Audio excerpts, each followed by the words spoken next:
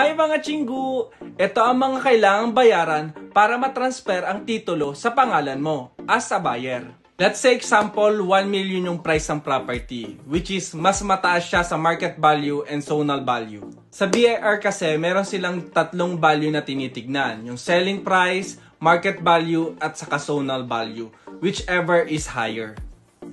Number 1 na kailangan nating bayaran is yung notarial fee ng deed of sale. So most likely, nasa 1% to 2% yan. Kunin na natin yung 2%. So ang 2% ng 1 million is 20,000. Number 2, documentary stamp tax na nasa 1.5% ng value ng property. So 1.5% ng 1 million is 15,000.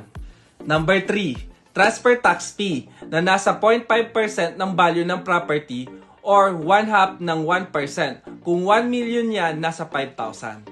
And lastly, number 4 na kailangan yung bayaran is registration fee. Nababayaran nyo sa Registry of Deeds kung saan meron na silang table doon at corresponding amount. Kung 1 million yan, nasa 5,736. So ang estimated total is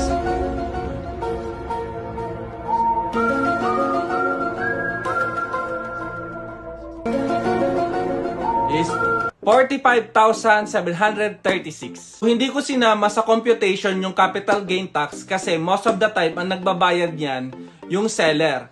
So, nasa 6% yon ng value ng property. So, kung 1 million, 6% nun is 60,000.